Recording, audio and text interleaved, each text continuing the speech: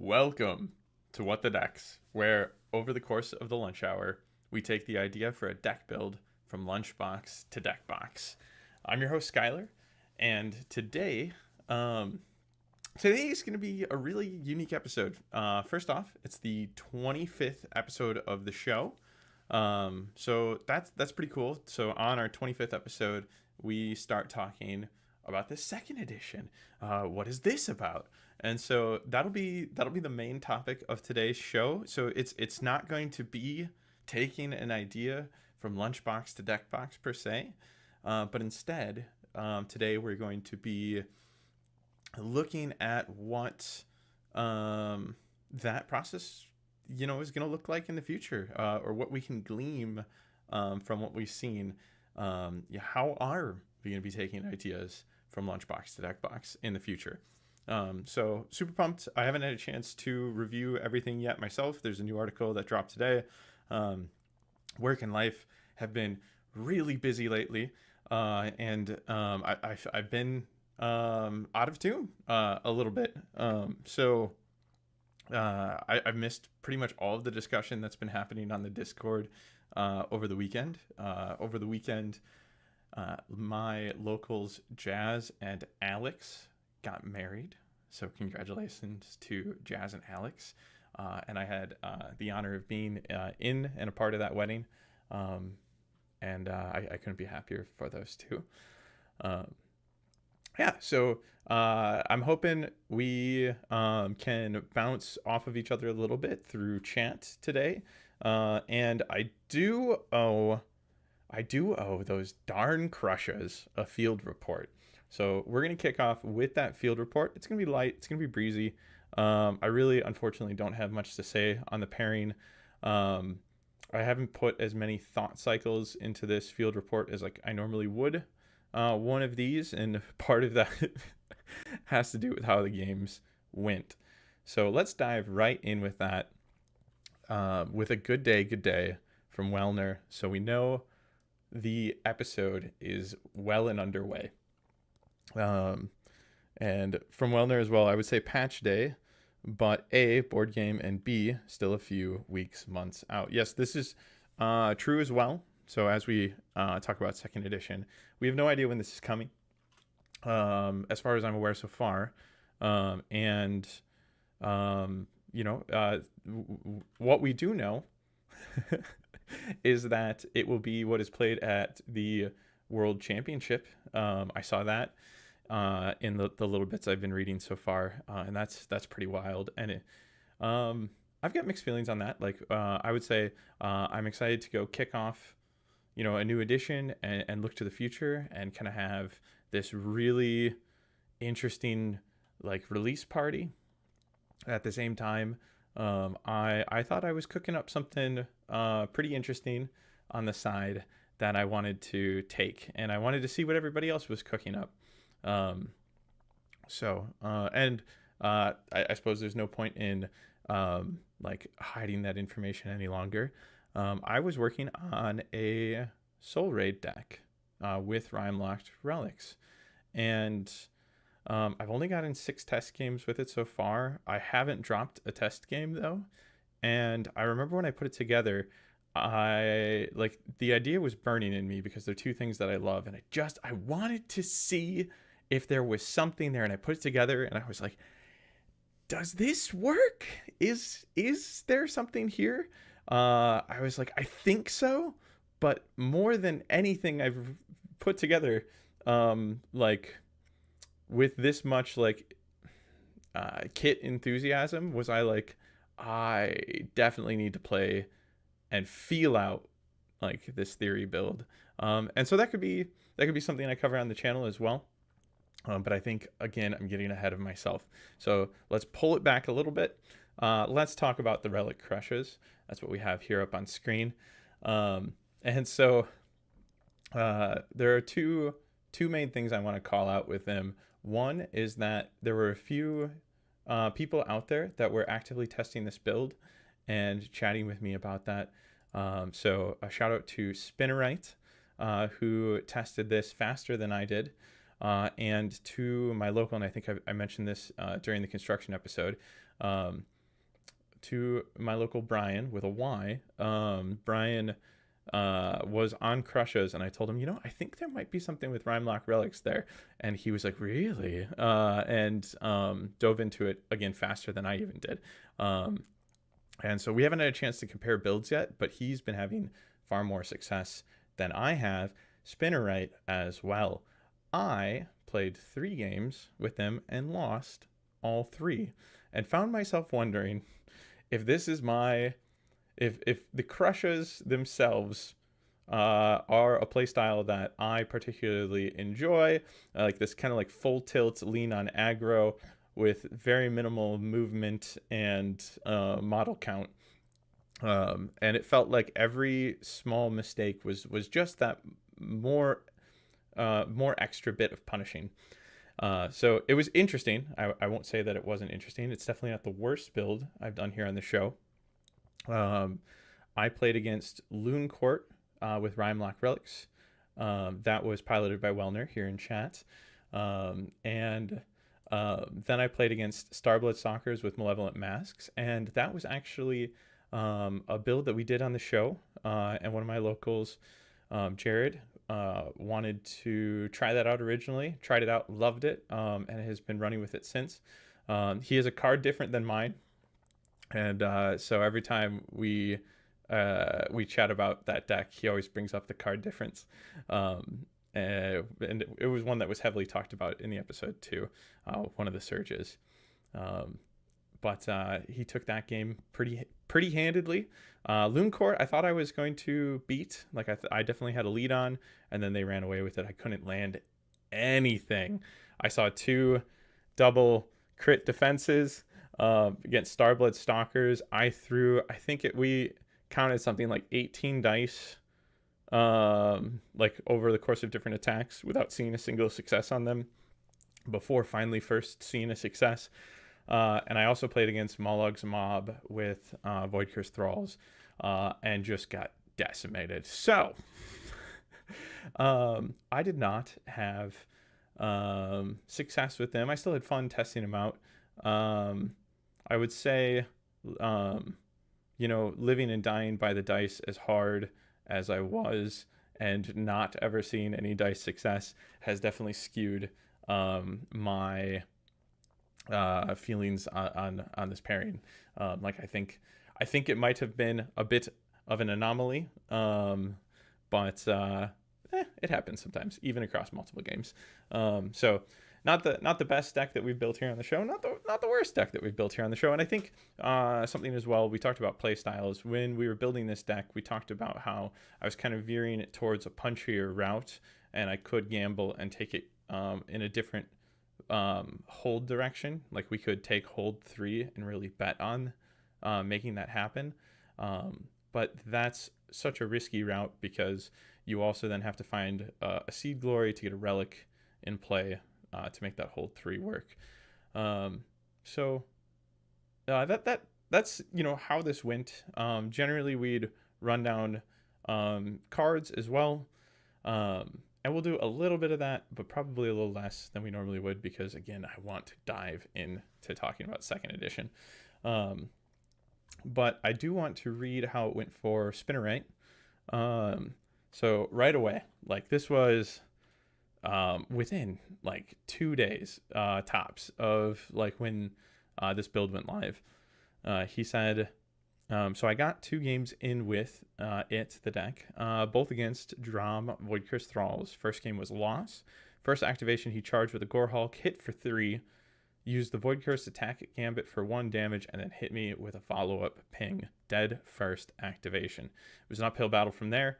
Lost 12-8. The second game, I won 14-12. Super close game. Balancing the kills and the objectives with 3 fighters feels a tougher thing than some other Rhymelocked Relic options. And I definitely have to echo that. Spinnerite goes on to say it was definitely interesting to play though, but the 4 glory for just having a couple fighters out is rough too. And that's another sentiment that I would have to agree with. So is there play here? Yeah, there is. But we're probably mm, like low B, high C. Like when it comes down to like competitive nature with this build, I think there's just so much more room to be punished with your 3 fighters. And one of the other things I noticed too was like if your objectives aren't coming out in the right order, it's really hard to know where to be at any given time. I was really excited about positioning fighters with my boss's ability, with Krushas' ability to push fighters around. And although I used this in each game to get onto objectives, it was always in anticipation for an objective to come and score off of this, something like Icebound Defenders. And those cards just weren't coming up. I mean, when you take a look at what we built, and these, my score this immediately after an activation if your warband holds 1 or more objectives in enemy territory, and immediately if your warband holds 2 or more objectives. These cards were either both at the bottom of my deck in my games, or one of them was, but they were never in my opening hands, even after mulligans. And so I think that again, skewed my feelings towards the deck. Auric Cunnin, this card was fine. I went in skeptical, if you recall, during the build, but that worked out really, really well. But it was just a matter of drawing the right objectives at the right time. Your end phase suite is pretty hard, and your surge suite is pretty easy. Pretty hard all the way across the board. Do we have... Yeah, we had Frostbite as well. I kept thinking this was in the deck, and wondering where it was, because I had a really hard time scoring Steaming Corpses in these games. I scored it in 2 of the 3, and held it too long in the 3rd, but in each case, it was harder than anticipated. Or just painful. Watching, one of my 5 health fighters go down with a Rhymelock Relic. Like, I had to sacrifice the Relic to Steaming Corpses, which is something I normally am okay with. But, man, I've lost a big body and 2 glory. So, yeah, a couple of these guys going down really hit hard. But I think that's enough for the field report today. Normally, the field report would come with recommendations on card swaps. So one of the things, and we'll use this as a great time to talk about this, with the upcoming 2nd edition. First off, it's not going to be here next week, so we have some time. But I'm not 100% sure what the format of the show is going to look like going forward. What I can say is I'm excited for what the decks to continue forward as long as there's deck building to be done. So I imagine once we get our hands on some new cards, we'll be deck building those right here on the show on Tuesdays. If Tuesday's still the day, like this might be an opportunity where I say, hey, you know what? It's actually going to be Thursdays. I don't know. For now, we can plan on Tuesdays. But I think what I'd like to do before 2nd edition, so the things the show would like to do before 2nd edition, is that celebration episode I kind of talked about, where we take a look at all the decks I've built on the show, all the decks that have been submitted to the show, and we just kind of look at them and talk about like what decks worked really, really well, what decks didn't. Just kind of have an episode looking backwards at everything that the show has accomplished and we've done together and experimented on. Like, I think that would be really exciting. So I'm writing down questions and taking notes on like things that I plan to cover in this like celebration episode, and I think that's going to be next Tuesday. So next week we'll do that. We'll do a send off to everything that What the Next has built for Underworlds Season 1 or Version 1, 1st edition. I saw somebody say just call Underworlds 1st edition Shadespire, and that's a beautiful thought as well. So that'll be the next episode. Let's do that. And after that, we're gonna have some downtime. And so I think if there's desire, I could give the Plague Pack that Void Curse Thralls rundown that I feel I kind of owe them, since the deck we built on the show with Hungry and Parasite was not so great. So if you would like that to happen, send me a message. If there's anything that you would like to see done on the show towards like, celebrating the end of first edition, let me know. Right now, the only ideas are the celebration episode, which we'll do for sure. Send off for Scabix Plague Pack, and a send off for Soul Raid. Soul Raid with Rhymelock Relics. It was what I was going to bring to Worlds. So if I can't bring it to Worlds, might as well do an episode on it and show you what I thought was so special enough to be the thing I thought for sure I'd be taking. Yeah, so with that, I'm going to take a look at what we have in chat so far, and then let's start taking a look at second edition together. Spinner writes, this is the thing that made me saddest about the announcement for version 2. This deck not going to Worlds. Aw, thanks, man. Yeah, Spinner is one of the few individuals that I shared the secret with.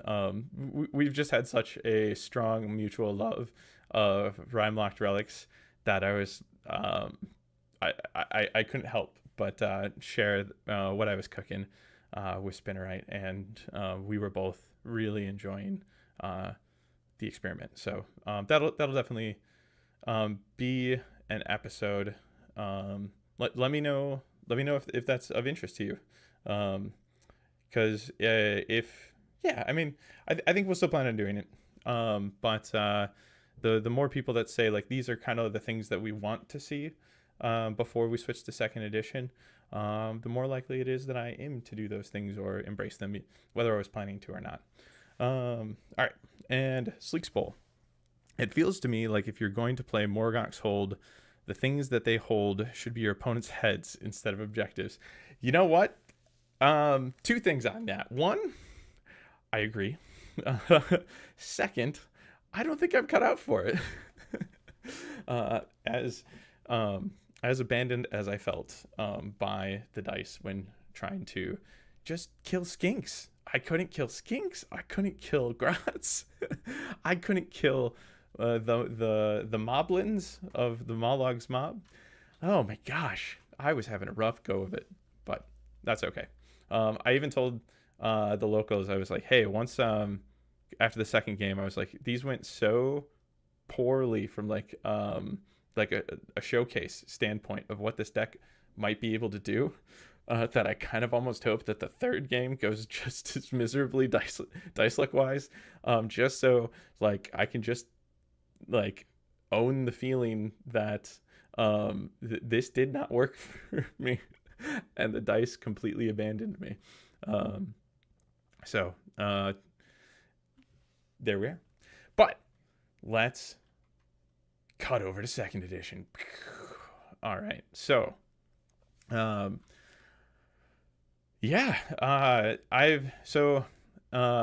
we were getting ready for Jazz and Alex's wedding, Brian from What the Hex was also in the wedding, and so we're like getting groomsmen ready, like getting vests on and stuff like that, and the preview's happening, and so we've got it on our phone, or Brian's got it up on his phone, and we're trying to like watch the Underworlds bits, and Brian's heavily invested in the rest as well, so that was a really funny dynamic going on during the groomsmen like get together, because there were enough of us there, it wasn't just Brian and I that was interested in it. But I would say initially you get that tease and you're like, you just get this flood of emotions. You wonder yourself like, what, like this is just the tip of the iceberg, what else is to come. And so one of the reasons we're talking about second edition today on What the Decks is because tomorrow the What the Hex crew is going to be recording an episode going over their thoughts, and I can't make that episode. So Brian, Davey, and Phil are all recording tomorrow for an episode that will be music to your ears on Saturday. I can't wait to listen to it myself and hear how my co-hosts feel about all of this. We knew we wanted to hold off until the Warhammer Day preview to see what was announced before we recorded this episode, and once we saw, the confirmation that a new edition is coming, it was like, ooh, actually, you know what? Let's try to push recording as far into this week as possible to give Warcom, enough time to drop articles and give us more information that that way we can collect as much of it as possible and get it into an episode. So we're getting an episode recorded and cut, like edited and all that kind of stuff in like short order, just to make sure that we can get as much discussion about second edition in the episode as possible. And so I'm curious, getting my first thoughts out today, what they're going to look like in comparison to the rest of the crew. We've had some chances to touch base on certain items, but definitely haven't gotten to discuss enough with him. I mean, like I said, I've been largely absent from Vassal and Discord in general during these announcements just because of how busy everything's been. But so first off, the warbands look incredible. They look so good. I'm so pumped. So we've got the Ember Watch here, right? Yeah, because it's called Ember Guard. Ember Guard is going to be our first entry into second edition. And we've got this core game thing here. All right. But before we talk too much there, let's just take a look at the minis because they look so good. Oh, does this really just rotate between? They're already all three pretty much in frame. There we go. But yeah, let's see. Who do we have? We have 3 Stormcast Eternals from the Vanguard Chamber. Their leader is the blazing young star Arden Flame Runner. So that's Ardorn right here. Backed up by the ruthless assassin Farasa, twice risen, right here. And the steady-handed marksman Uric Velzane. So one thing that we know that isn't changing is that Underworlds is still the best place for unique models in Age of Sigmar, period. And I would venture to say in all of Warhammer.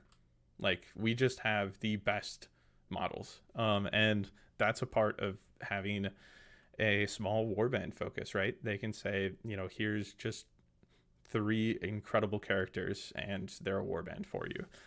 Or here's these crazy rats. I'm so excited. I think both of them look fantastic. I think these are the most interesting Stormcast for me, like aesthetically, that I've ever seen.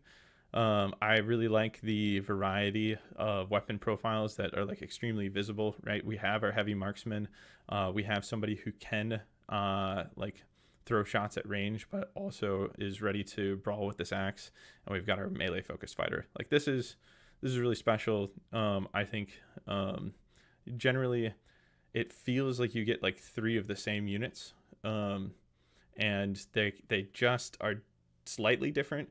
And here I feel like there's a lot of character in all 3 of them. So that's awesome. And then over here, Warlock Engineer Zikit Rockgnaw has turned has turned the natural Skaven affinity towards tunneling into an obsession, burrowing recklessly with his portable warp drill, which I never thought we would see something like this in this game.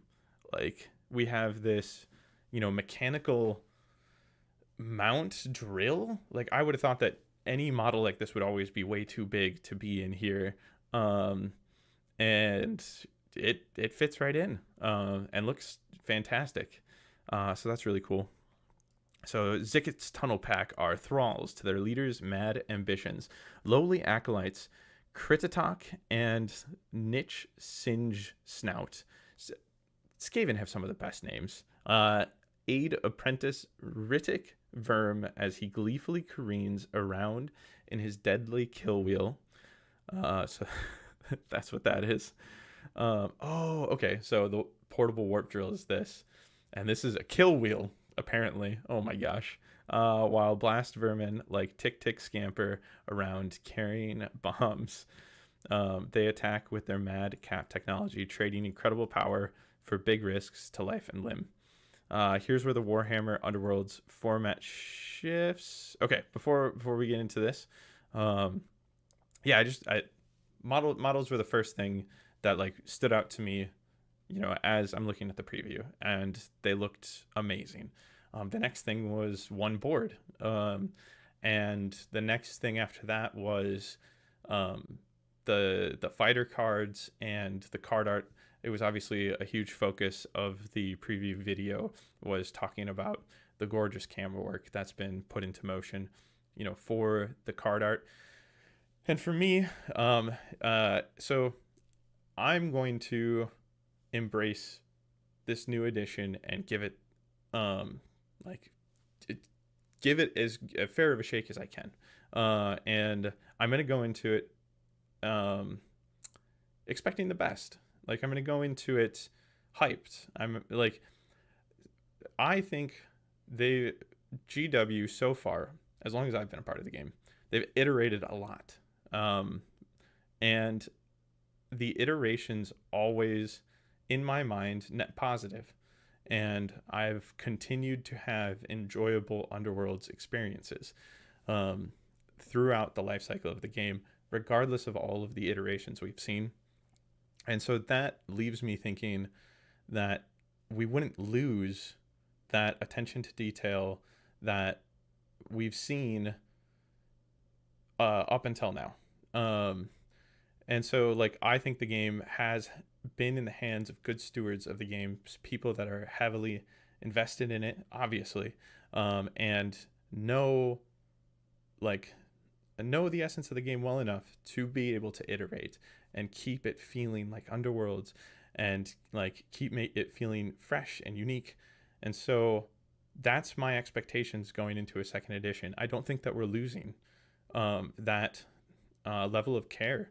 In fact, I imagine a ton of it is being put into practice based on having 7 years of design with the game. And so there are things that immediately make me knee jerk and think like, I'm gonna miss that. I don't like that. But the more I've thought about anything that I felt that way about, the more I just want to give it its chance to speak for itself once I get it in my hands and get to play with it. So I'm really excited. And I don't want to focus on the things that like I knee-jerked against or think that I'm going to miss. But I don't want to leave them by the wayside either. It's still worth mentioning that there are things from the first edition that I will feel without. Like I am going to miss warband decks. So we'll get to like war scrolls here. And I hope that does a good job of capturing the essence of that. And I'll talk a little bit more about where, like, war scrolls have kind of won me over. Spoilers. And so, like, I'm excited to see what they can do. But I'm going to miss a 32 card deck. I'm going to miss the art that we've gotten to know in this game. It's gorgeous. And the universal decks, seeing them tell stories through this art is a selling point for me. And so for that to be gone, that would be a hit. That would be a pain. But the fighter cards, the new ones, I think are gorgeous. Yes, I'm going to miss having stylized character art. But I think, let's take a look at them. They got to be on here, right? They're in the preview video. I mean, here's kind of, I swear I scrolled past it. Yeah, we can kind of get a view of it right here. Maybe on the other article I've got queued up, there's a closer look. Nope. Okay. Yeah. So, whoa. So right here, I like how identifiable the model to the mini is. I think that's really cool. I love this hex-like banner that comes down and frames them, and when you flip it over, you've got the gold edges. That looks so cool. The stats are really clean.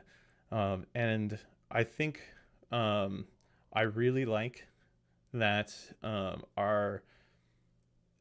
that they've stripped these character cards down to their simplest pieces, because I imagine that we're going to like being able to tweak these warbands going forward is going to be more easily done with a war scroll than it would be with having to hit each fighter card. So the more you can leave off of a fighter card, the more true that is, I imagine. Anyways, let's see. So I want this episode to be a bit of a conversation with chat as well. So Wellner here in chat, card art I can take or leave. I'm in it for the deck building, and that is where my focus is. That's awesome. And I love the game mechanically so much, and I feel like the card art, although important to me, and I will miss, is something that kind of fades into the background while you're playing the game. And so I still get to look at something cool. They've taken care to make these cool, what's the word for these big, there's a word for when you have like models all posed out. Can't think of it right now. And usually with like terrain and battlefields and stuff like that, you're kind of posing everything. So they've taken care, to do that. So I'll still get something cool to look at. And hopefully, like, one of the things that card art does for me, it allows me to take what is written on the page and associate it with an image, or on the card itself and associate it with an image. So when I see that image and the shape of the text below, I know what the card is. And like often I don't even really need the shape of the text below anymore. I just need like the card image, because I've seen that card enough. I've interacted it with enough. That image is that card to me. I feel like a little bit of that might go away. But we'll see. Like there's, as long as things feel unique enough, then I can continue to experience that. And at that point in time, when I see that card art like is just a quick like shortcut to the rules text in my head. And so the art itself is kind of like fading into the background as I'm playing the game and thinking about it mechanically in the moment. Yeah, so like, will I miss it? 100%. Does it like hinge on my enjoyment? Probably not. Same with the boards. Jake says, hello, friend. Hype from Jake here. Hello, Jake. And as I mentioned on the Discord, this is from Wellner, I got into this game to prevent myself from getting back into Magic the Gathering. As long as deck building is engaging and allows for decisions that can differentiate two very similar decks, I'll be more than happy.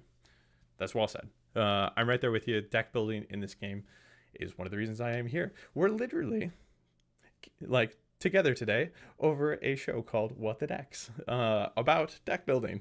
So yes, very important to me as well. And I think Nemesis, like as far as the community is concerned, has been a huge success. And so, as long as we continue to have access to a format like that, I think we're gonna be happy. Here, hold on one moment.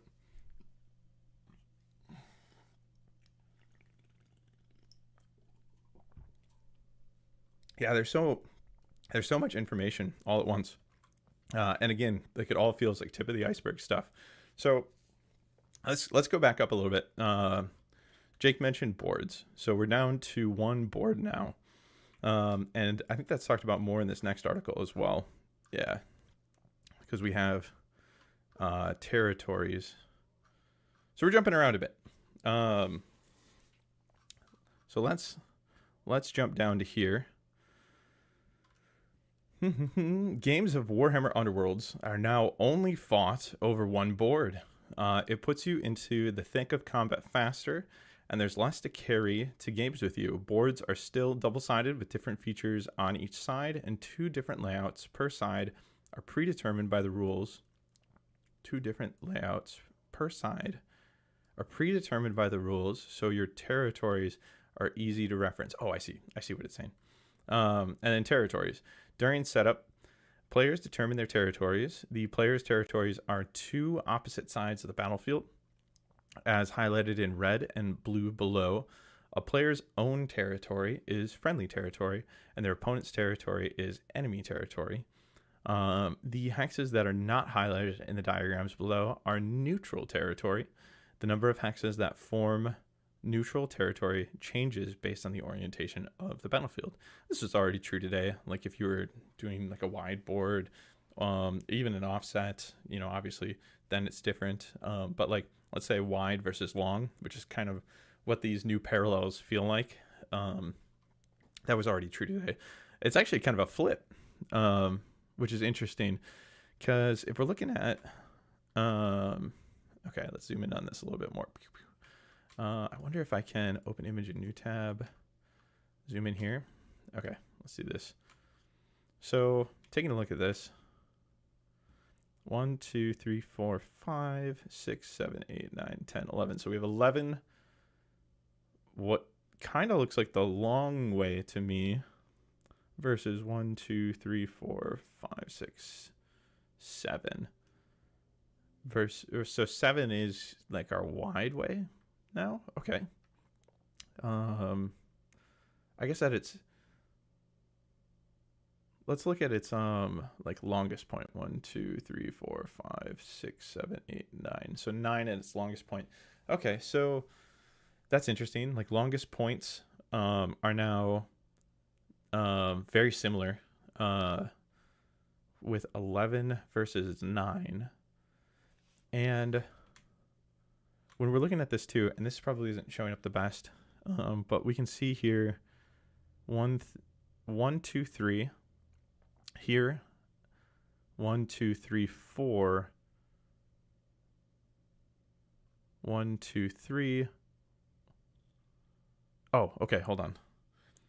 Yeah, this image actually kind of like washes out the starting hexes a little bit, but there's 1 here, 1 here, 1 here, 1 here. So there's 4 here, and 4 here, and then 3 and 3. So what we're kind of seeing is like these are kitty corner from each other, which makes a lot of sense because then, so I'm going to imagine like when you sit down to play, I don't know what the sequencing is going to look like. This is definitely a place that they could clean up. Like everybody knows that the role for placements of models feels weird today. Like sometimes it matters, most of the time it doesn't, and there's a element of like that feeling unnecessary or feeling weird, and when you win that role and it's the only role that you've won, you're like, oh, okay, like I won the role that doesn't matter. And so for that to kind of be a colloquialism in the Underworlds community, that we have this thing that doesn't matter during setup, I hope that that's been tuned. We'll see. Yeah, the number, so Jake's coming in here. So what will we call these new orientations, wide boards and short boards? I don't know. I might affectionately call it longboarding still, but maybe like that's my natural inclination, is to call like this one with 9 in the middle a longboard, with the other one being what I would call a wide board. It's my initial thoughts, but we'll see. The number of hexes in no one's territory is spicy. I wonder how many of the decks will care about it. Yeah. They're really guaranteeing a heavy presence of no one's territory hexes either way.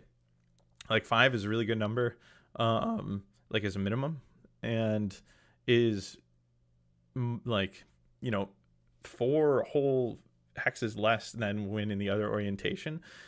So if your strategies play around it, you're probably going to favor the long board. That's what I'm calling it for now.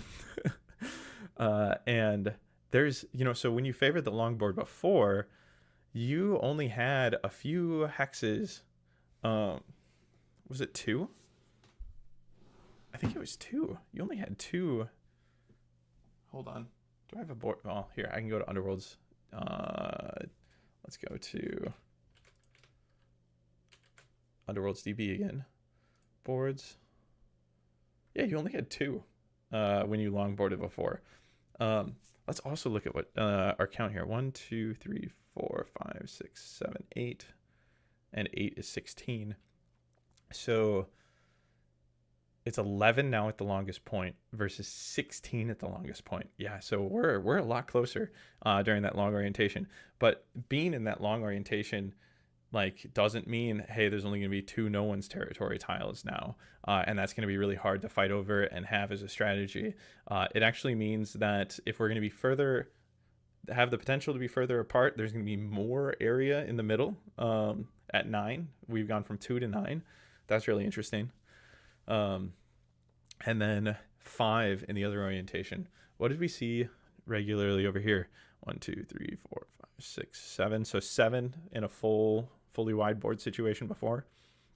So that part's not much different. It's interesting that there's all these gaps in between. I'm gonna imagine, like, looking at the board, I'm not seeing any like demarcation. So you kind of almost have to pay attention to the seams, I'd think. I'm going to guess this board folds in 4 ways.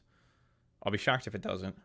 And if it does fold in 4 ways, then hopefully those seam lines are really visible. I mean, like, you don't want them to be an eyesore, but you're going to want to be able to like clearly tell if somebody's in no one's territory. And maybe that's easier to feel out once you've got some reps behind you. But I'm so used to seeing the board juncture there that I don't even have to think about like, oh, wait a minute, is that 1 away from no one's territory, or is that no one's territory? Maybe especially once you're looking at like these 5, like I think these 9 you probably lock into mine pretty easily, but these 5, that could be tough without a seam to guide you. So hopefully there's a seam.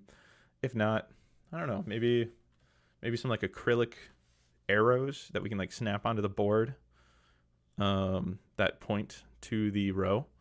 So you can easily just like, oh, is that model in line with these arrows that are pointing? If yes, they're in no one's territory. If no, then they're not. Maybe even with seams, that would be a good thing to have. I'll give that a thought. I might try to prototype something. Okay, so jumping into chat some more. We have hot dog versus hamburger. I mean, that's gonna stick. That's it. 100%. So hot dogs, obviously, like the long 9 with the bun on the sides, and then this is definitely the hamburger, because it's got the wider bun. Yeah. So it's the hamburger. You see a little bit less of the patty because the buns are squishing it. I love winning the deployment roll off my 7 model warband, and I'll get my opponent by deploying my first nobody. Well, I'm going to chalk that up to you agreeing with me that roll off is silly, and you'd like to see it tuned out. I like that. That's something I've thought about before. So we'll see if it's in there. I think that's a miss. Super tiny no ones. That must have been referring to 2. Yep. 2 being the longboard from before. Yep, super tiny.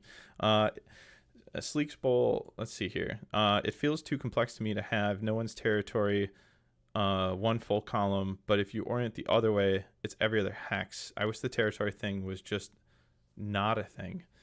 I don't know. So that's really interesting. So one of the things I was trying to point out before and failing to do so is I was looking at these before, and I saw somebody like with a, like, this is one of the posts I saw, somebody with a markup pen highlighted where they thought the starting hexes were, and that got me thinking, and it's pretty confirmed here now, that your 4 and your 4 would be kitty corner, and your 3 and your 3 would be kitty corner, because then if you're picking, this orientation, you've got 7 this way, but if you pick this orientation, then you've got 7 this way. And I don't know what that looks like yet, but what I can glean from that is like that still feels like territories. And obviously we see that. But I guess I like it, is what I'm trying to get at. So territories feel like something that you can key off of, and like has always been a part of the game. Not that we're gonna get everything that's always been a part of the game. It'll be interesting to see what continues to be cut. Like we've always had warband decks as part of the game. We know those are gone, but territories, like they feel part of conflict, and so like if you weren't going to do static territories like this, I feel like you'd have to create zones, and those zones couldn't just simply be like these single hexes. I don't think it would be interesting enough if it was all just based off of objectives and maybe we had more objectives. Like you'd have to kind of like create zones that could be interacted with in a way or in like card form, whether that's a gambit carrying whose territory you're in or an objective. So I'm all for them still being here, but I do agree that the every other feels a bit awkward. That's why I'm really hoping for a seam there, and that really still feels like visually apparent, because that's what we have today. Is that board joining that feels like a seam. Yeah. So the more I've thought about boards since the announcement, like knee jerk, my thought process was, I love the boards mini game at the beginning, but like, so we have this core game identifier here, and so I've been thinking about that a lot too, and it kind of feels like maybe while we're playing Emberguard, this is the board, and for a long time now I've wanted more restricted board choices. So like, bringing 10 boards with me that are legal and having 20 facings available to me pretty much feels like I have the world at my fingertips. I have whatever board I need or want. And although I enjoy that part of the game, I've always wanted that decision space to be smaller. Like I've wanted to have like 8 boards at most. Like I think I would have, or like sides. Like I think like even 4 or 6 boards would have been interesting to me. Like, and I think this analog is a little closer to 4. Like if I had 4 boards facings in total, so like 2 boards, and essentially like in a best of 3 there's just one I'm not playing with, then I really have to think about when I'm playing with what boards. And so I would kind of end up with like my first and second game boards, and like maybe my one of those boards changes a little bit if I'm worried about getting long boarded, but I've always wanted a little more restriction in there, so it kind of felt more like the season. And with core game here, that's the vibe I'm getting, is that we're going to be playing on this double-sided board. Do we know what the other side looks like? So this one has lethals and block taxes, it looks like. And this side just has lethals. Okay. Assuming those are lethals. There's a blade in there, so I'm going to assume yes. But like while we're on these, now it gets to feel like we're playing Emberguard this season. So if this is the core box and we're going to play on these boards until like another core box, my brain can't get away from like eventual core boxes. I'm assuming that we're going to have another core box at another point in time with another board. Like I think it's kind of cool to be like, hey, in a best of 3, you're going to play both sides of the board, I imagine, and then like roll off for game 3 and decide like which one you're going to play again.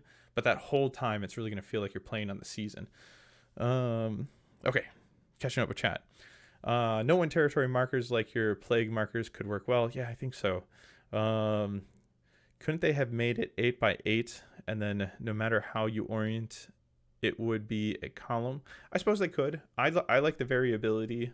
Like I love longboarding, and like I love having it happen against me. I love doing it to people. I love like all the different board setups today. Like there isn't a board setup that makes me groan when I sit down at the table. And so if they gave me an 8x8, I wouldn't find that interesting.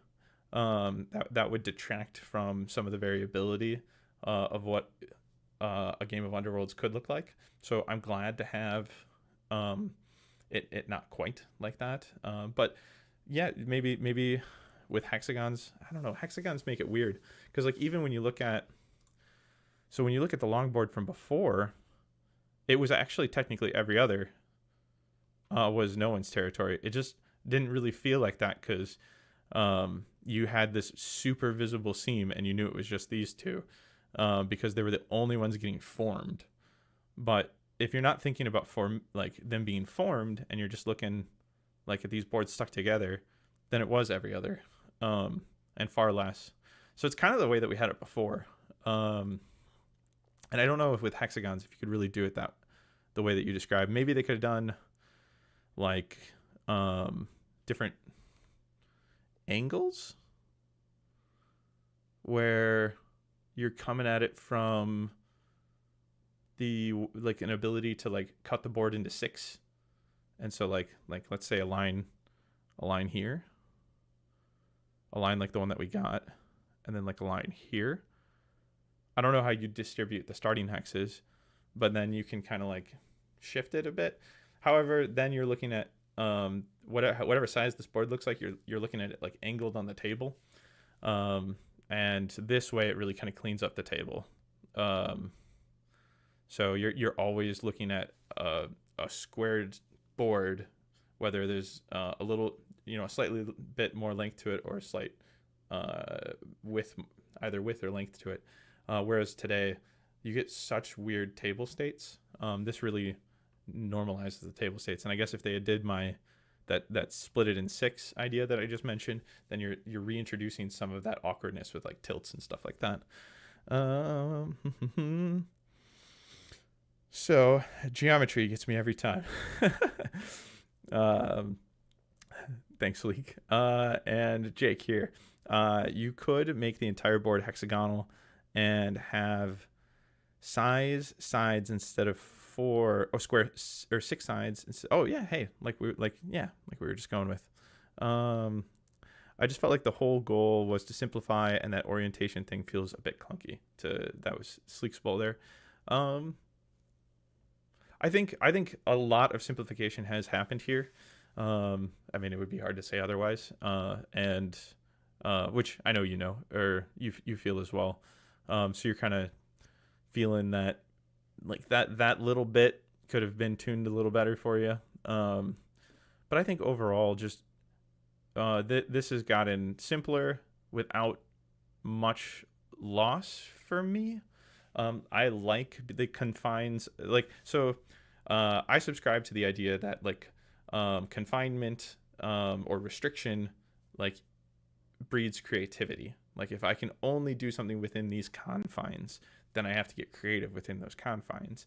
And that's kind of what I've wanted from boards. And although this is not the way I envisioned it, and I'm sad to not have the social interaction of here's a board, go ahead and pair our boards up together. I liked that created the battlefield before, and I'll miss it, but I think that this is a streamline I can get behind. I think this will be easier to approach.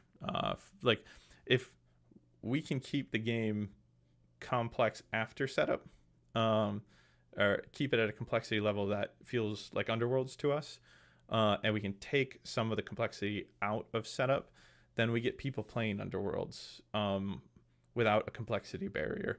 And today we were doing a pretty good job, I think, as a community of being okay, for the first game we're not going to worry about boards. Here's wide boards, because you wouldn't be a monster and do long boards on a person's first game.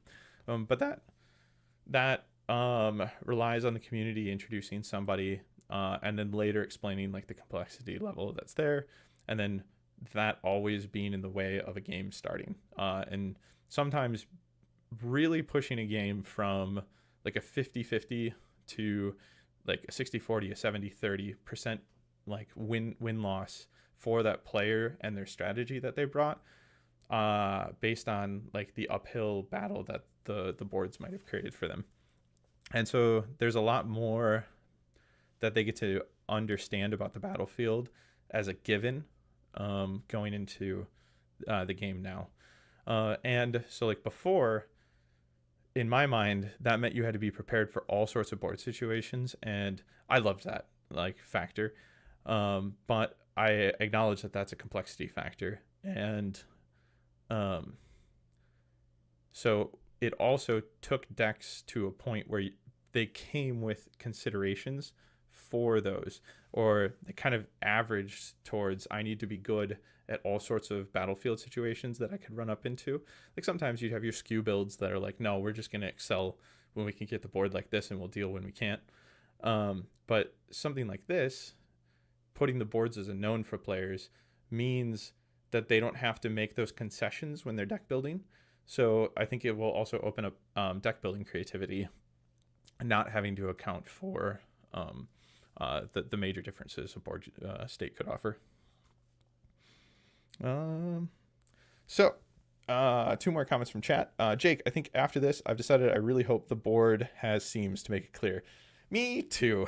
And Sleeks Bowl, if you can get a column 9 one way, you should be able to get a column 9 the other way. I mean, that's not the shape of hexagons. Agree to disagree, gentlemen. I don't want squares. I want hexes. And then what if different releases created larger or smaller boards? That would be cool. Ooh, had not even crossed my mind. I'm assuming this is our new standard, and they'll just like mess with what's on it.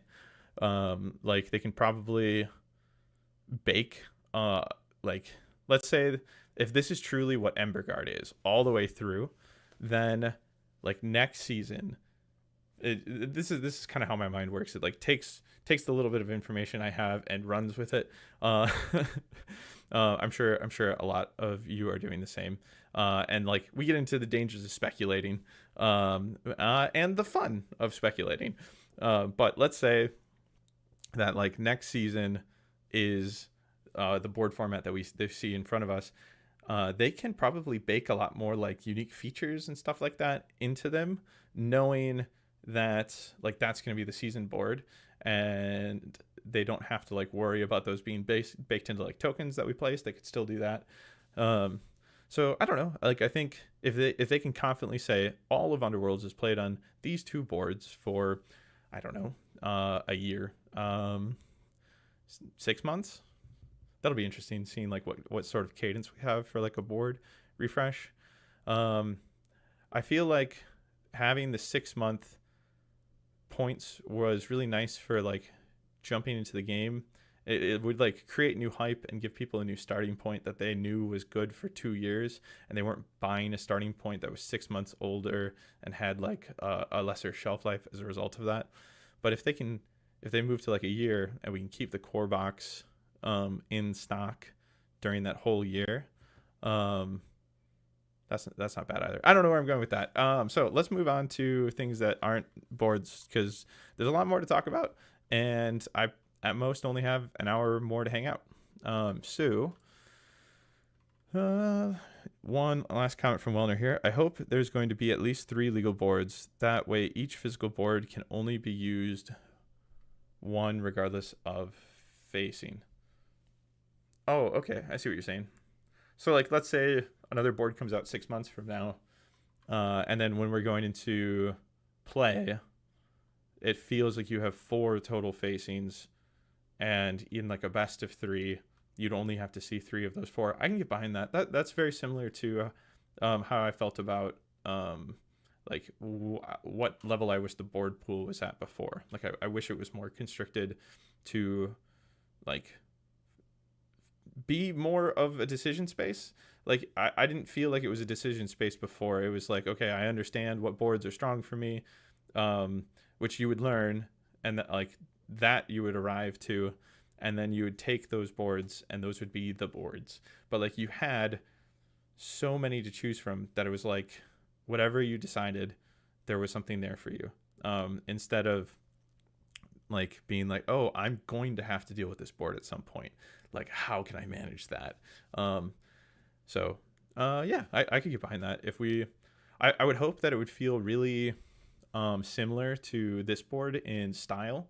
So it felt like let's say it was like Emberguard's second board for the season. Then what we would get is like 2 boards that feel really like Emberguard throughout the whole course of the season, with the 4 facings, and then a flip over later. One of the things this also does is it makes it easier to like share a core box. I guess there's so like if you want to play games with a friend, I guess it's not really easier. It's just kind of nice that it's like, hey, like this is the board. One of us has a board, we're good. 1 evergreen, 1 then, and 2. 1 evergreen, 1 then, 2 rotating ones. I think I follow what you're saying. Like have an evergreen board with 2 rotating ones around it. Maybe. I think I really like the idea of like hanging out in a realm and really feeling that, and not feeling like the other realms like boards kind of like pairing up to them. So okay, let's continue with the new article, because I haven't fully like digested this one yet. The previous, okay, so we can get rid of this page, and no, let's run through from here. So 7 years back, that has been something that I've been very conscious of, because I like track where we're at, and that feels really good. Just in general, just kind of want to call out, like, we've been, like, some people that have been in since the beginning have been playing this game for 7 years, and it feels like they've been able to like iterate and kind of like soft next edition, with like your big season changeovers or your realm switch changeovers. So again, like it feels like they've been iterating and keeping it fresh this whole time. I didn't see a 2nd edition coming, because I felt like they were probably just always going to be able to do that, and that just was Underworlds. But this, I hope, allows them to clean up a lot of wording, and like really keyword things out. I would hope that, kind of like shed some of the baggage of like older design. Now, I thought that they were just going to shed the old baggage of old design by re-releasing new warbands, like we saw with or re-releasing old warbands with new design, like we saw with the new Rivals. What was that one called? Return to Shadespire? No, that's not what it was called. But the box with Mollog's Mog and the Zarbag's Gits. Anyways, you know what I'm talking about. I thought for sure that like that was what we were going to see for like how we were going to rotate out all that old design, and like eventually we would just kind of like catch up. But this does allow them to like strip it down to the bolts and like start fresh. So hopefully our wording is a lot cleaner going forward. And yeah, it's pretty cool to see a 2nd edition coming in the sense that formalizing it as a 2nd edition will generally bring in hype and bring in a new player base. I think one of the pain points for me is seeing the death of Nemesis as a format. Well, okay, in the context of Underworlds 1, let me back that up real quick. Before it saw its full 16 deck card pool, like before the vision of Nemesis was fully realized, we were at 14 decks, and I was really excited to see 16 and see a rotation, like see 4 drop out and 4, or that block of 4 rebuild. So if you had asked me a week or like weeks back if I thought a 2nd edition was coming, I would have been like, absolutely not, because we're gonna at least have a year of like the Nemesis vision realized, and as long as that steam continues forward, then like I think it could create a case where we never see a 2nd edition, because like Nemesis is doing so well, and maybe Nemesis is doing really well, and they're like, okay, let's harness that and like build the game around it now, like from the ground up. And because we're now seeing the loss of Underworld's warband decks, and so replacing that. I think I read somewhere that we were going to be able to play with 2 universal decks now. And so if that's true, if that's what Nemesis is now, then that's interesting as well, because I think it's like taking the success of Nemesis and like blowing it up to 11. Because I mean, if you had asked me what I thought they might do eventually, I thought that they might have opened up the format to be like, you get your Warband deck and 2 Nemesis Rivals decks. And that's kind of what they're doing here, but they're just taking that Warband deck and making it more concise and putting it into War Scroll format. Okay.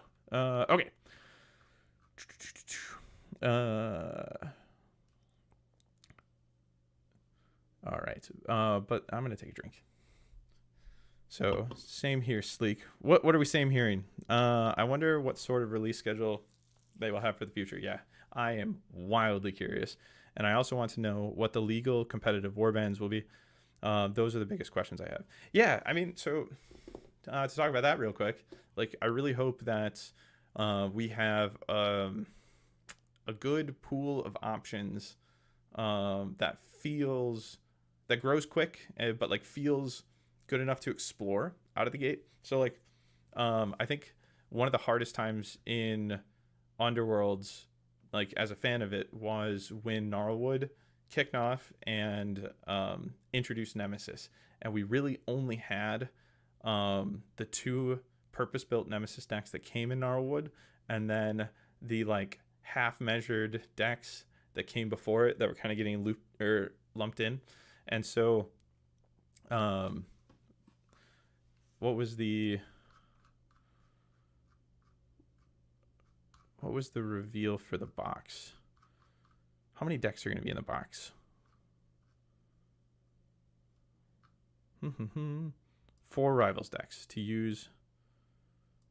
Okay, so we're starting out with 4 purpose-built Rivals decks, and so that'll feel, I think, I mean, I think that'll be enough to explore for like a short while, but hopefully they start releasing decks pretty quickly after that. There's so much for us to explore that maybe 4 decks is fine, because when Gnarlwood hit, again, there were really only 2 decks for a minute, and it didn't start feeling good until we saw like Fearsome Fortress come out and Beastbound Assault, which it didn't start feeling as good as a format until Fearsome Fortress. But having 4 I think is a good starting point. But you know, with Gnarlwood, there were some core rule changes, but for the most part it was status quo for us, and we still had warband decks and stuff, so there's a lot less to learn all at once and explore all at once, whereas we're gonna have so much more that I think 4 is probably gonna hold us over fine. So how big is the warband pool gonna be is probably gonna be the biggest question for like how long of a like content dry spell we feel like we're in at the kickoff of the game. And so I'm hoping it's a pretty aggressive schedule, but like I'd love to see the pool get 4 more decks like right away. But that's probably I don't know. Maybe that's unrealistic. Maybe that's not. We'll see. Okay. Focus up on the details. Let's go. All right. So we're now moving to the Skaven Scourged City of Embergard. Cool. Yep. We've kind of already touched on that. Thriving Dawnbringer City lore fluff. That's all good. Touched on the box in the sense that like it says core game, and that's really interesting to me. Sleek is wondering if the 4 decks announced have, oh yeah, right here, Blazing Assault, Emberstone, Sentinels, Pillage and Plunder, Countdown to Cataclysm. If they have the 4 different archetypes that they mentioned, because what did they mention? They mentioned aggro, but I think they called it something different. Hold, flex, and mastery. Is that right? So if that's true, what would we take as far as like guesses go here? I would think, well, I have my feelings. So like Blazing Assault would feel like aggro. right? Like assaults. Sentinels. A soldier or guard whose job is to stand and keep watch. So that could be our hold war band.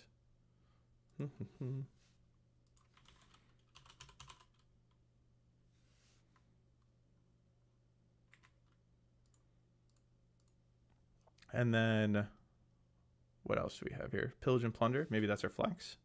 So like attack and hang out on things. And then countdown to cataclysm. I mean, if we had to pick one left, that could be it. But plunder probably feels flexy. Yeah. Do you think that this is plunder in the sense of like the mechanic? Like we're getting kind of like a twist on plunder. That'd be interesting. Like if we, I mean, that would not be the rule that I thought would be like formalized and brought over. Okay. So, let's see here. Where did I want to? So like just looking at the box is cool. We won't spend much time talking about that. I think like it differentiates itself well enough from Underworlds 1 while staying looking like you would expect an Underworlds box to be, which I actually really like. I've always loved the look of Underworlds boxes, and I love having the like main hero kind of above the battle and on the side, and there seems like they're really leaning to like the shape of a hexagon constantly being everywhere. Like we see it on the card backs now. Yes, we have new card backs.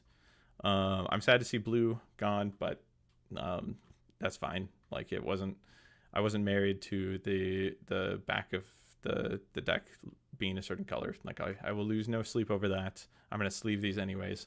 But I do think it's weird to move power from blue to red, I guess. But nothing really to say there. Plunder the treasure, I think. From Spinner right there. Okay, so the new core game will be your starting point for the entire new edition, which means no new season starter set every 6 months. Okay, so I thought I'd read that. So does it mean a new core box every 6 months? And we're just not calling it a starter set? Well, who knows? But I'm gonna guess they're probably moving away from like a full box every 6 months. I tend to hear like both sides of like it was nice to have the different jumping points. However, it really felt like fast-paced releases, and it was kind of just a lot to keep up with. And if there's one product you felt like you always had to buy, you felt like you had to buy the box, and now you only have to maybe buy one box a year. So we'll see. I've always thought this game to be incredibly affordable as far as like a living card game goes. So hopefully that doesn't change too much. You get 2 new warbands, Emberwatch and Zicket's Tunnel Pack, who are battling. We've kind of gone through that already. All right, here's some more meat and potatoes. Here's where the Warhammer Underworlds format shifts. Both warbands have a warband war scroll card, which gives them their unique rules and individual fighter cards revamped for the new edition. We'll be showing off some of the new fighter cards and how they work in the coming days, so keep an eye on Warhammer community. Warband decks are no longer a part of the game. Instead, warband rules live on the war scroll, ensuring your warband's unique playstyle is there no matter which Rivals deck you use. Speaking of which, the core game comes with 4 Rivals decks to use with these and other warbands. All right, so we've already kind of touched on the Rivals decks. So let's touch on the War Scrolls, because I think that this is like the most interesting change. Personally, do we have more info on them over here? Yes, we do. So let's see. Previously, your warband was defined by 2 things: its fighter cards and its unique deck of ploys, upgrades, and objective cards. This has now changed. Fighter cards remain, and you still flip them when a fighter inspires. The design team has retuned the stats for every fighter in the game, and there's a new stat, Bounty. which signals how much glory you earn for killing them. Decks, however, are now all universal in the new edition, and a warband's unique rules are now defined by their warband war scroll. This ensures a warband's unique rules are preserved no matter which deck you use. And one side of this card features lore and an atmospheric shot of the panorama. No, still trying to think of what that word was earlier. Maybe it was panoramic shot. Maybe that's what I wanted. But an atmospheric shot of the miniatures. The other side is all business, encompassing that all-important Inspire condition and your warband abilities, another new mechanic. Some of these abilities, such as Alone I Stand for the Ember Watch, can be activated every battle round, adding a signature twist to each warband. Other abilities might be powerful once per battle abilities with various trigger conditions. The lightning bolt icons mark some of the Ember Watch's abilities as surge abilities. This means they can be used immediately after their conditions have been met. Okay, so diving in here then, use this immediately after your action step. So we have the reaction symbol that we know, but we don't have the word reaction. Huh, okay. Surge abilities. I wonder if this just means use like immediately now. That could be it. If so, that's probably fine. Okay. I'm trying to wrap my head around surge abilities. Okay, so Inspire. After an active action step, if a friendly fighter was dealt damage or slain in that step, pick one other friendly fighter, inspire that fighter. I don't think so like I kind of want to talk more about like the changes than the new warbands. The new warbands look super cool, but I don't think I have the bandwidth right now to like add them like into the conversation. Like, yes, we're getting new warbands. They look awesome. I'm excited about them. I'm just like, you know, kind of the focus right now is like the curiosity and like the changes. So like looking at these, use this immediately after your action step. Pick a friendly fighter with no move or charge tokens. That fighter moves. This ability can only be used once per game. So this feels to me what like a ploy would have felt like before. So can only be used once per game. I'm gonna guess that's what this token slot is. You're probably supposed to like put a token on it to indicate that you've used it, or probably better yet to indicate that you haven't used it yet, and then you remove it once you use it. But like looking at these, this is the thing that like I've spent a lot of time thinking about is I'm hoping that these can capture the essence of the new warbands, or of like a warband's identity. And so it kind of feels like we're getting some of their cards as just abilities on the war scroll, and that's really interesting to me.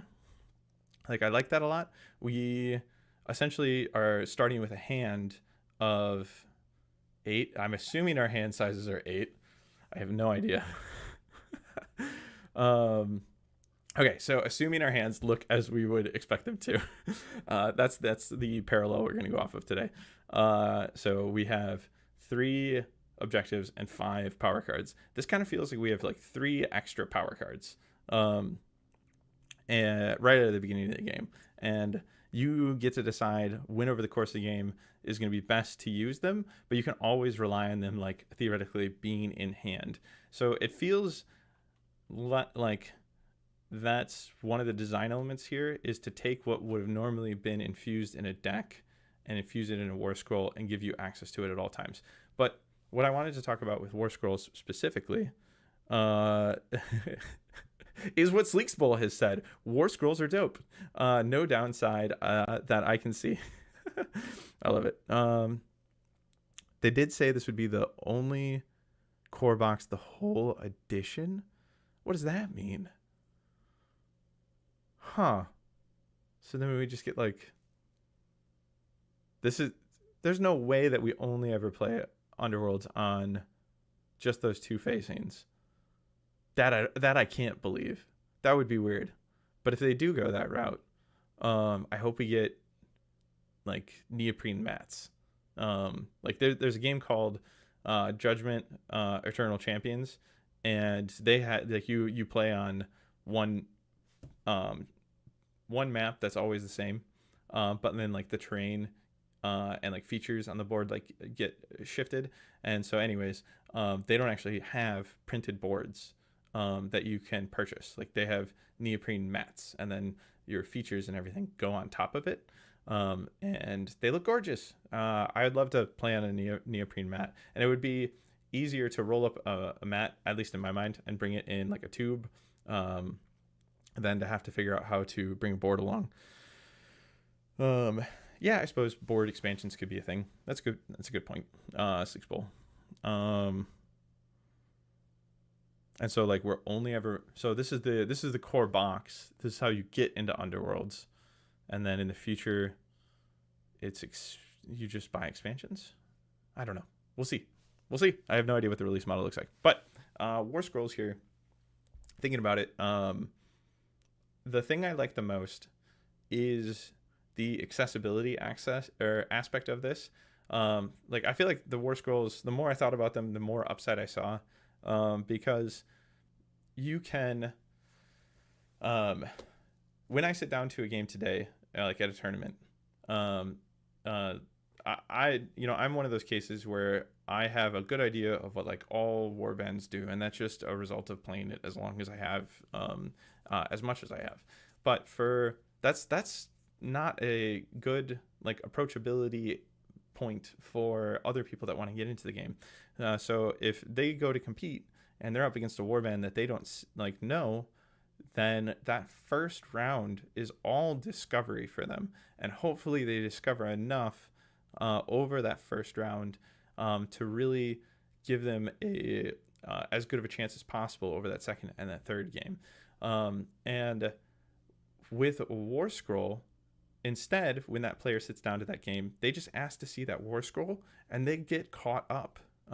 Hey, can I see your War Scroll, your fighter cards? Because you're gonna want to look at like the stats on the fighter cards and stuff like that.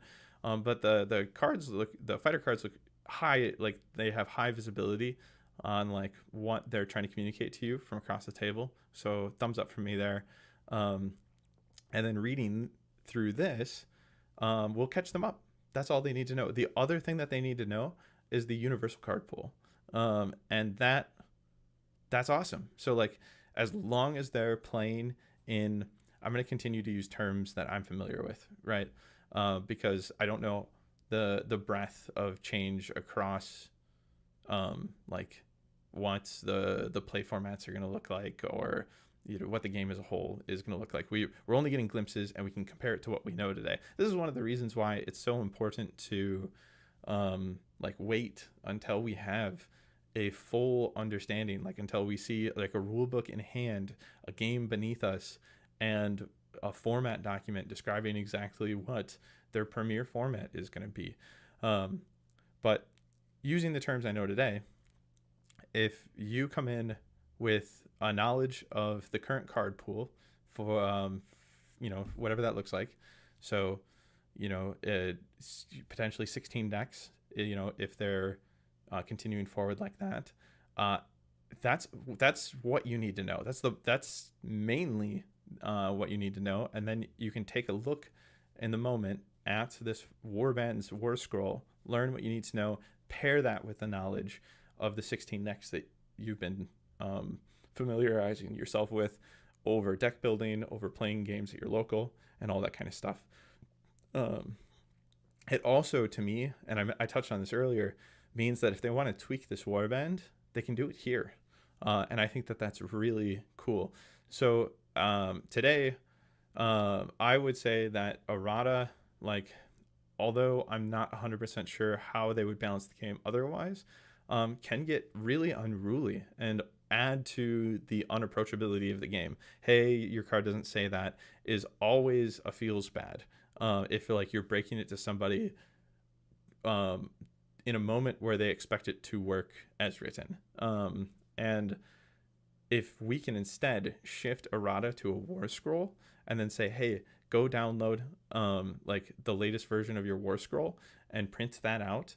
And I don't know if they're going to do that, but I hope. Like I feel like that's the answer. Like I feel like if they continue to use errata as a vehicle for balance, then this would be the best place to do it. And the best way to make that not painful and keep it approachable would be to say, go print off the latest war scroll for your warband. Go. And that's cool too. I like that idea a lot. All right, chat. What we got going on? So if there are less boards, you will also maybe see more third-party people doing things like neoprene playmats. That's a good point. So even if they don't do an official one, we could see a third-party one. I'd love that. The tactics in trying to bait out War Scroll's abilities seems fun too. I think so too. Wow, I hadn't even really considered that one much. But or like at least in plain language like that, like thinking like, okay, like they have this ability and I don't want to have to worry about it in other contexts. So let me try to bait it out before I need to act on that other context. Yeah, that's fantastic. That's really a cool point there, Spinner, right? Jake, to me, it feels like this is a starter box like AOS's Skaven Tide or 40K's Leviathan. It's a one-time entry into the edition, and everything else may just be individual releases. Yeah, that could be the case. Again, it's hard for me to divorce like my current understanding of Underworlds from what's to come, based off of like the little that's been revealed to us so far. And you can totally play, this is from Sleek's Bowl, you can totally play this game in a compelling way for beginners without a deck at all because of War Scrolls. Oh, wow. And then Jake adds in, that's a good call, Sleek. Yeah, I mean, that's interesting because you can just say, hey, here's your War Scroll, and then teach the game and say, hey, there's this thing called the power step that we're still going to interact with when our War Scroll says so. I'm going to, because I assume some of these War Scrolls say power step. Action step. I want that's got to be like activation, or is that action phase? Do we still have phases? Little things that we got to figure out yet. But yeah, you could sit down and teach somebody a cardless game of Underworlds and just have them use this. You might want to like develop some like points for like holding objectives, but outside of that, like, yeah, that could be a really creative way to get people into the game. The Inspire conditioning moving to the War Scroll feels clean. I hope that we see so like right here, what is it? After an action step, if a friendly fighter began that action step in enemy territory and used a core ability, inspire that fighter. So like this is individualized in the sense that like this is how we as a warband inspire, but individually we each need to accomplish it. I'm sure we'll also see like, hey, the whole warband inspires all at once. I'm sure we'll see that as well. The one thing I'm really curious about is, will we see like some of that individualism? Like, for example, like the Starblood Stalkers. Like, are they going to have like a little bit bigger Inspire box? And like they're, hey, if you're a skink, is that how it's, well, I don't know how you'd write it, but like if you're not Clacktrock, this is how you inspire. If you are Clacktrock, this is how you inspire. I wonder if we'll see that. I hope we do. Like I would like to still see that level of individuality in some of the characters, and I'm sure they could do it. Is this like just a passive ability? So you can use this in the last power step of a battle round. Pick a friendly fighter that is in a different territory.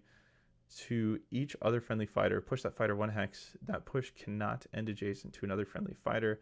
You can only use this ability once per battle round. Are the other ones all once per game? Once per game, once per game, once per game. Okay, interesting. I guess for me, I would have liked to have seen a token here, like a token These take up a lot of space, so I'm not saying that like I want less room for like abilities and words and stuff like that, but once per battle round. So that's got to be once a round, and then these are once per game. It would have been nice to have seen a token like platform there, so that you can like at the beginning of every round refill it and then remove it. I guess maybe once per rounds you'll just mark at the time that you do it and then clear at the end of the round, I guess, and you can just mark it over the ability because you don't really need to read it anymore. That's probably fine. I like that they're like, hey, like put a token here so that you can remember that you use this and you don't have it anymore. Yeah, I think it's fine not to mark it out for once per round. Use this immediately at the start of your action step. If each friendly fighter has a charge token, pick a friendly fighter at the start of your action step. Pick a friendly fighter, remove that fighter's move and or charge tokens. After that action step, roll an attack dice on a hammer or a crit that fighter is slain. That's funny. So this allows you to, again, going with what I know from the game today, like take a charged out state and change it by allowing you to charge with another fighter. And this is, yeah, passive. So you don't really have to mark that this is done because this can happen over and over again.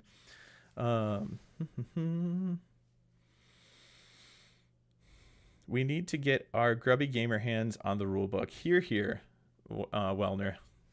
Absolutely. So let's see. It's 1:35. So we have at most 25 minutes left of the show today. So if there's anything that you particularly want me to cover, let me know. Let's see. It looks like from today's article, we've got like 4 abilities or things yet to cover. And let's do that.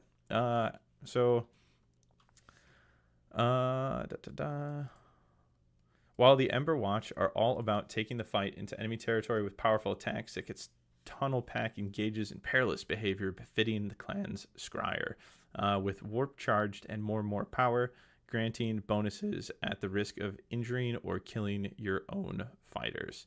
The skull on the explosive kaboom marks it as a core ability. You'll be familiar with most of these as... Wait, the skull on the explosive kaboom marks it as a core ability. You'll be familiar with most of these as move, attack, charge, and guard, are all returning alongside the new focus. These work the same as in the previous edition where they were called actions. Okay, so core ability.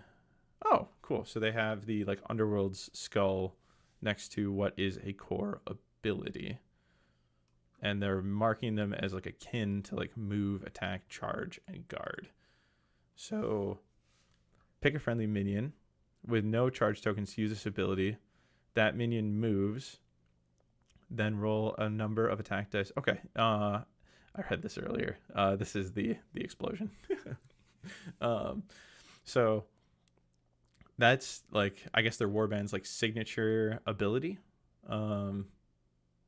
And instead of using it like immediately after, I guess a way to think about it is instead of using it immediately after a moment, you're using it in place of move, attack, charge, or guard. Okay, that's cool. So that explains how we're going to see warband's like signature, like here's what I do during a turn, like translate over. We'll see it marked this way. Assuming things like we could see all sorts of things we don't know yet. We could see all the warbands we know like completely reworked, but if like they're translating them over to War Scrolls, like that's probably how they'll do that. Okay, so focus is designed to give you an out when you just don't have a card you can play, a situation known as a bricked hand. To focus, simply discard any number of cards from your hand and draw a replacement for each type, as well as an additional power card. While this is a very powerful move, it comes at a cost. Using it too much will leave players without enough glory to score or power cards to play. Without enough glory to score or power cards to play. Yep. So focus. Taking stock of the situation, the warband quickly changes tack. You can discard any number of cards from your hand, then draw a replacement card of the same type for each card you discarded. Then you can draw one additional power card you have focused. This is bananas. Oh my gosh. Oh, wow. Okay, so this ability directly affects what the decks and how we build decks. Oh my gosh. Whoa. Okay, so okay. So if warband decks are going away, then you have much less reason to have something like salvage in the game, because salvage is meant to, at least for the most part, help you bring in your like fighter named cards. It also helps with like magic, which I've seen people point out that we haven't seen any magic dice yet, so we don't know if magic is in the game or not.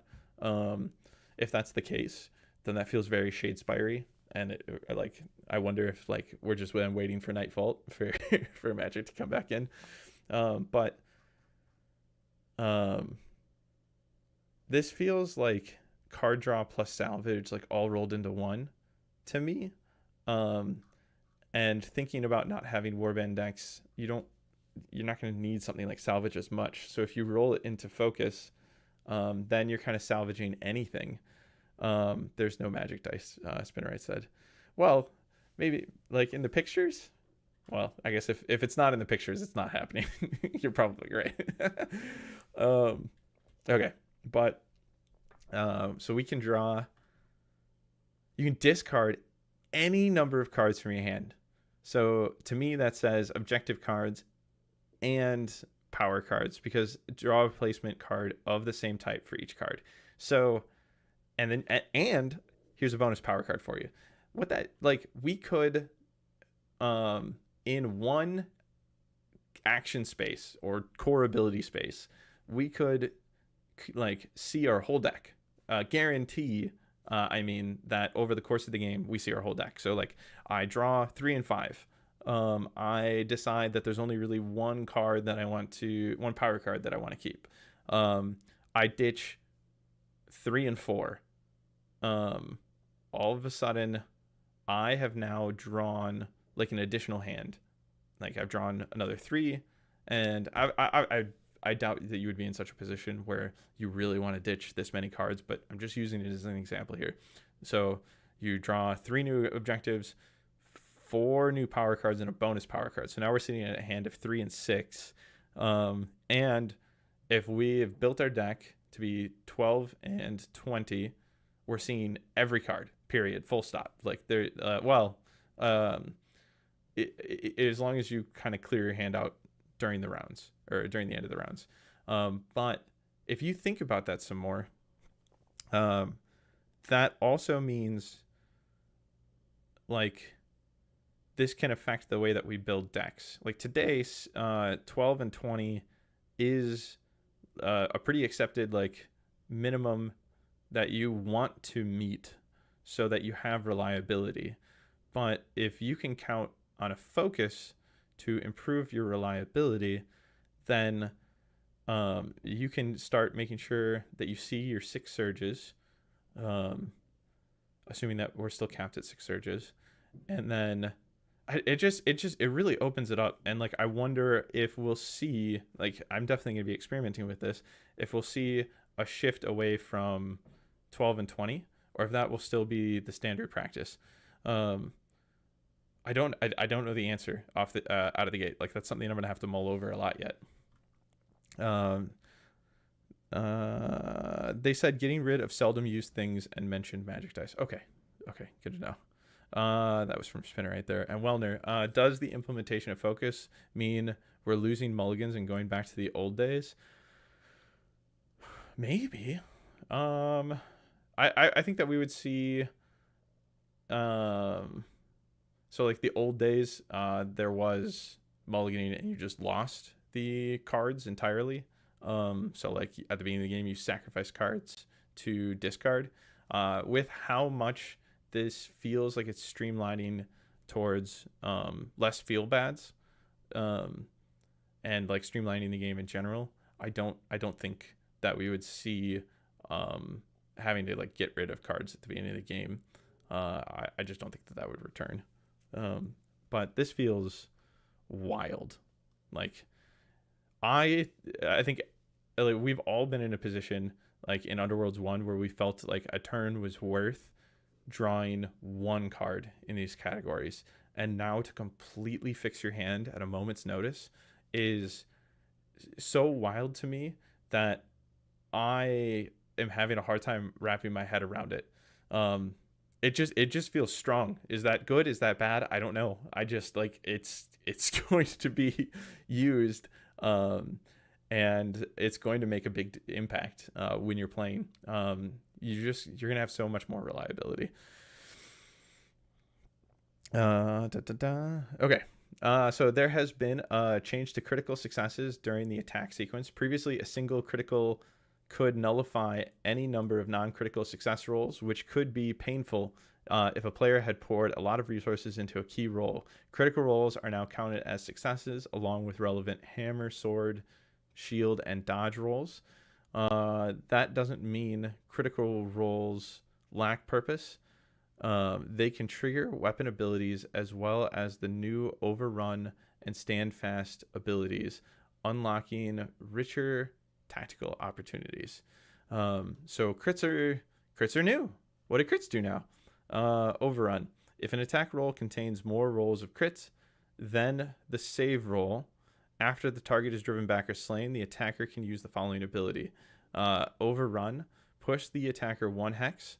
That push must end in the hex the target was in. And stand fast. If the save roll made for a target contained more rolls of crit than the attack roll, then the target can use the following ability. Stand fast. The attacker's weapon has -1 damage for that attack, and the target cannot be driven back. Whoa. Okay. Huge changes. We've all been there. So some of the games that shaped the Relic Krushas today were brought to you by Crit Defense. So like looking at Stand Fast first, seeing that crits can no longer stop an attack outright is really interesting. So I'm just looking. So they count, which could be painful. So critical rolls are now counted as successes along with your rolls. So they're still your wild, but now they also activate Stand Fast or Overrun. Crit changes, in my opinion, no downside from Sleek. I love it. We'll have to see how warbands are like statted going forward. So I think warbands in Underworlds 1 are really statted for crit defense. You see so much 1 defense, and if they keep that, which we'll see in time, then like my gut reaction is you're just going to be onboarding a lot more damage. And so like you'd hope then that either health would go up or attacks would go down in damage, or both, because it feels like you're going to have more attacks going through. Like if I rolled 1 dice today and it was a crit, then I've potentially stopped your entire attack. Fantastic. However, obviously that's a feels bad on the other side of the table. And it doesn't feel, I mean, like a crit is exciting, and I like the excitement of like I still have a chance. And so changing that equation to be like, I rolled a crit, I have 1 success to, let's say you're 3, that's the only dice I rolled, then you're probably more likely taking those incoming attacks, unless they move the attack dice down a little bit. But again, like we'll see how all these stats shake out. But like if they stayed the same as they were today, which I imagine they won't, then a crit in this fashion means I'm still taking damage a lot of the time. Just 1 less damage, assuming I have more crits than you. in that way, crits don't really feel like they've changed much. Like they can still kind of like cancel each other out. So like in that aspect of them, and that's cool. I think I like this. Like I think it really changes the way that you think about like defense and crits. I think first take here is that you're going to be managing so much more damage. But I haven't seen what this like the new stats look like outside of the first look we get here with the new warbands. So we'll see. Stand fast. I feel good about overall. And the target cannot be driven back, which I think is probably the icing on the cake, because you like aren't going to be in a position where, and that was going to happen as it was anyways before, like with a crit, if the crit was stopping the attack, then there was no drive back happening. So that's just kind of formalized here, because the attack is, well, I see, because the attack is still going through now. It's just you're reducing its damage, and you're saying, hey, no, I still get to stay here. So that'll help your hold warband. Maybe your hold warbands are going to be the ones that are on more dice. That was already a benefit to hold warbands today. And yeah, just checking out chat here. It also technically triggers even if you miss rules as written, since it only references crits, and also suffers from the same issue that Traxia does currently. I see what you're saying, like crit defense with Traxia. Yeah, well, I mean, like, so, like, let's say you roll a crit and I roll a crit, like, that's still a tied attack. That I don't think that really changes. It's just saying, like, if I had more crits than you, so we're strictly looking at a state where the attacker had fewer crits, so probably no crits, and I had the one, then this is activating. Yeah. I think that's enough on Stand Fast. We got 10 minutes left. Let's dig in. So Overrun. If an attack roll contains more rolls of crit than the save roll after the target is driven back or slain, the attacker can use the following ability. Push the attacker one hex. That push must end in the hex the target was in. So you have to be adjacent when you're anticipating Overrun. So if you would like Overrun to happen, you're risking your position. So like if I was a range 2 or range 3 attack that I plan to use, the way this is written, I could still use it. I just need to also get into that risky position of being right next to you, and then hoping for the crit, and the rest, right? Like hoping that the attack still goes through and you don't defend it, tie, stand fast, any of that stuff. But if I can get my crit, then I get to go where you were. That's really fun. Like initially, Overrun, I am extremely positive on. Like, I think that will be a blast. Stand Fast is the one that, like, I think is the hardest to wrap your head around, because we only know what Underworlds 1 like stats largely look like. We've got a few. Do we? I thought we saw. Well, yeah, we saw. Yeah, we can see in the video like all of their stats, but we don't know what these stats look like in like against the grander scheme. We have such a big, broader picture of what stats look like in Underworlds 1 that's really hard to wrap your head around any of or the likelihood of crits in attack and defense in Underworlds 2, I think. But Overrun is more help for hold play. Yes, it is, and flex play. It's Overrun says, do you like flex play? We've got an ability for you. There's probably a reason I'm super hot on it right out of the gate. Okay, so Warhammer Underworlds is also inheriting the underdog concept from Warhammer Age of Sigmar and Spearhead. Determining the underdog is simple. It's the player with fewer glory points. This breaks ties for the first turn roll-off in battle rounds 2 and 3. Okay. And grants access to certain special abilities. And then, for example, the healing potion ploy allows the underdog to make an additional roll for healing with hidden paths. or while I can read. While hit and pass lets you redeploy your fighter without the burden of a move token. So if we take a look at these, what does it say? Oh, I see what this is doing. I haven't played with this. Okay, it doesn't get us the cards. So if one player has fewer glory points than their opponent, they are the underdog. Certain abilities can only be used if a player is an underdog. Okay, so healing potion. Pick a friendly fighter, heal that fighter. If you are the underdog, you can roll a save dice on a shield or crit, heal that fighter again. Okay. And then over here, hit and pass. Pick a friendly fighter in an edge hex, remove that fighter from the battlefield, and then place that fighter in a different empty edge hex. Then give that fighter a move token unless you are the underdog. Okay, so a lot to take in there.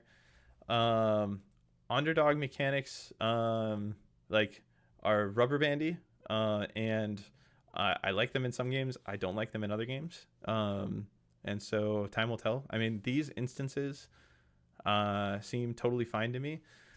Like what it could do, like initially, like my thoughts are that like you could have somebody who like positions themselves in such a way where they're purposely like putting themselves in underdog position, whether they like put a fighter out to die that they knew was going to be an easy kill and like their opponent took the bait. Like it kind of becomes this like tug of war of like I want to for a moment earn the benefits of underdog, and I think I can score enough in the long run from gaining these benefits that I'm going to try to like keep a close underdog behind you.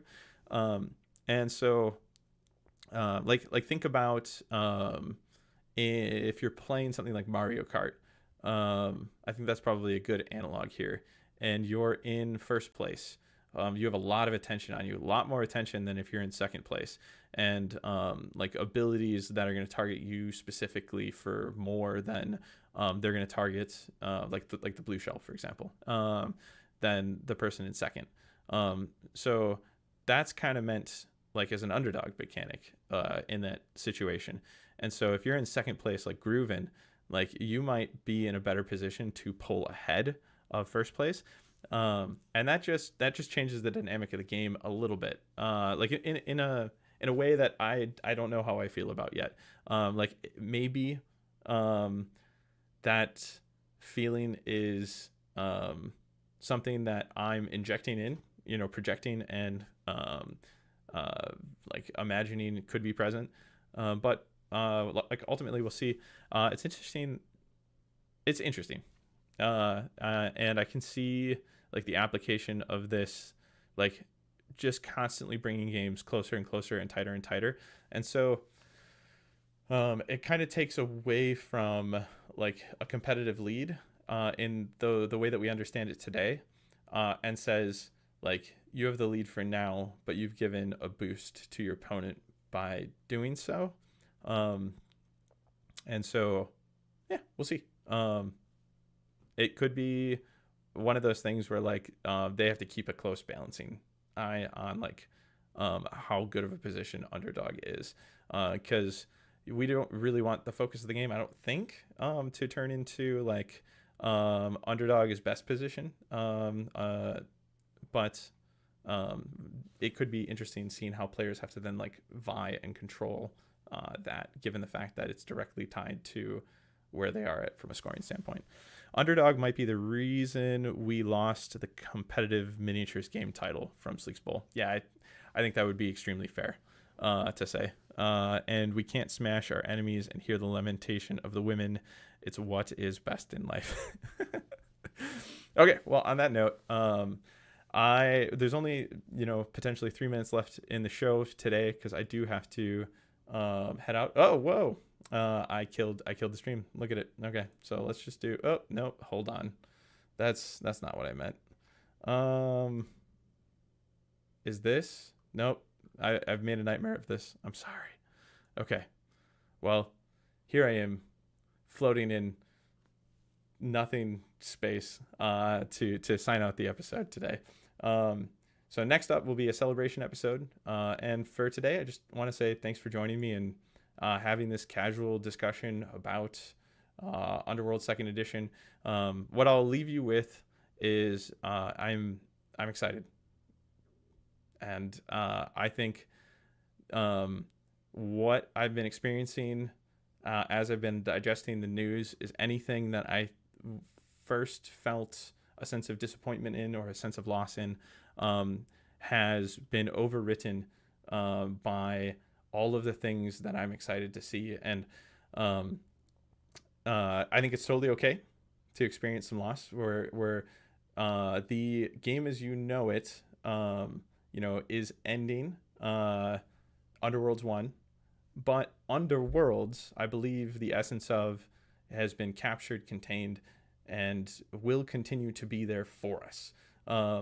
So like onwards and upwards is what I say. And I'm excited to dig into it and get a chance to play it and hear what my co-hosts think about it this weekend. So tune in to the What the Hex podcast on Saturday to hear probably a much more bullet pointed, concise, like operation of an episode. It'll be a little less all over the place, I imagine. And it'll have Brian, Phil, and Davey all on it, as I understand. So, all right. Well, thanks again for watching, and I hope to see you next week. Take care, everybody.